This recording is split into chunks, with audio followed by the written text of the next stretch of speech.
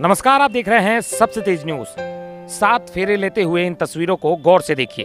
ये तस्वीर है यूपी के बलिया जनपद के बैरिया तहसील के कर्ण छपरा गांव की, जहां 45 वर्षीय हाथी सिंह ब्याह रचा रहे हैं। अब आप सोच रहे होंगे कि ये तस्वीर हम क्यों दिखा रहे हैं, तो आइए मुख्य खबर पर।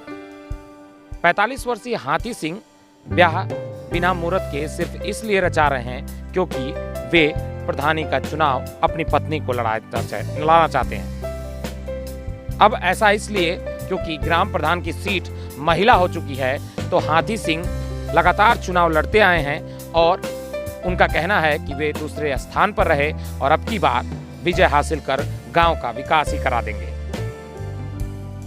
7 साल विदेश में रहने के बाद हाथी सिंह अपने गांव का विकास कराना चाहते हैं, लेकिन आनन फानन में ये शादी विवाह करना पूरे देश में चर्चा का विषय बना हुआ है। तो आइए सुनते हैं इस ब्याह पर हाथी सिंह ने क्या कुछ कहा। देख रहे हैं बलिया से नवल जी की रिपोर्ट।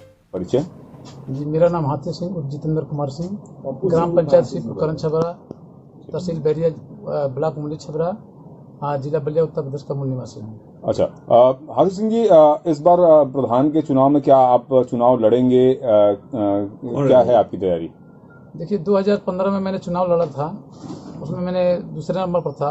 इस बार भी मैंने चुनाव लड़ने के लिए जनता के सहयोग और मेरे भाई दोस्त लोग बोले कि आप सहयोग चुनाव लड़ेंगे तो गांव का विकास हो सकता है, इसलिए मैं जनता के कहने के अनुसार मैं चुनाव लड़ने के लिए तैयारी की है।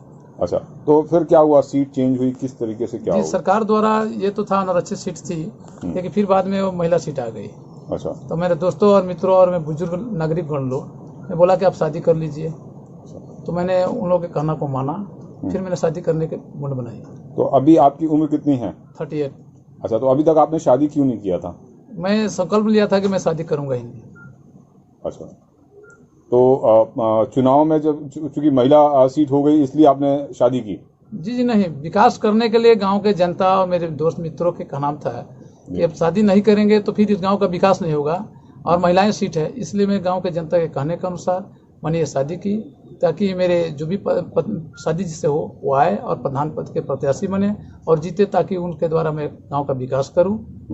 तो यानी गांव के विकास के लिए, चुनाव के लिए आपने अपना प्रण तोड़ दिया? जी जी जी जी। तो कितनी खुशी हो रही है आपको? खुशी तो अपार खुशी है मुझे कि गांव का मैं विकास करूं।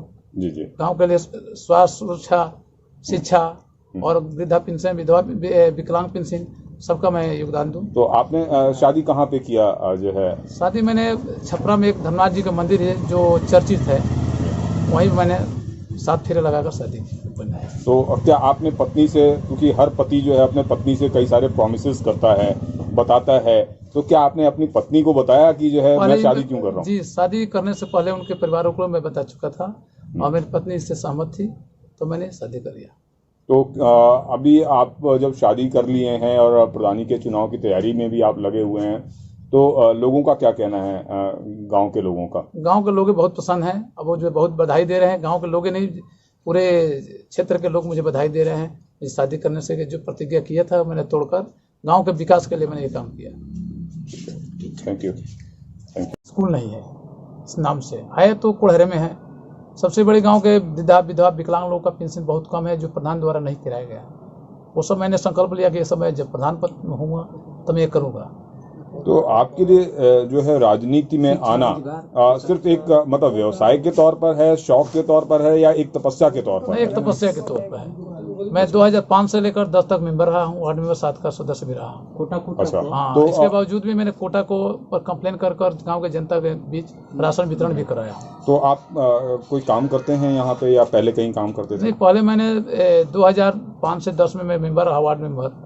तो मैं विदेश जाने के लिए मेरा वीजा आया था, मैंने विदेश में दुबई में रहा, इसके बाद बहरीन में रहा, मनीला में रहा, कतर में रहा, मैंने बहुत देशों में 7 साल मैंने रहा। 2014 में आया तो मैंने देखा कि सरकार द्वारा बहुत से पैसा दिया जा रहा है गांव में विकास करने के लिए, लेकिन यहाँ पर कोई कार्य हो नहीं रहा, पारदर्शिता दिखाई नहीं जा रही। अच्छा, तो मेरा लक्ष्य है कि जब मैं गांव का प्रधान प्रतिनिधि बनूं तो मैं गांव के समक्ष पारदर्शिता दिखाऊं कि गांव में क्या क्या योजनाएं आ रही हैं, क्या नहीं दिया जा रहा है, यही मेरा लक्ष्य है। तो यानी कि जो आरक्षण में जो फेरबदल हुआ उसकी वजह से आप को अपने प्रण को तोड़ने के लिए मजबूर होना पड़ा? जी जी। नहीं सर, पब्लिक ने उनको ये पब्लिक ने मुझे मजबूर किया। पब्लिक ने मजबूर। मैं फिर लड़ना नहीं चाहता था, पब्लिक ने मुझे मजबूर किया कि आप शादी नहीं करेंगे तो गांव का विकास नहीं होगा। पब्लिक के कहने और मेरे दोस्त मित्र बुजुर्ग नागरिकगण थे, उन लोग कहने के दबाव में मैंने शादी किया। ठीक है, थैंक यू।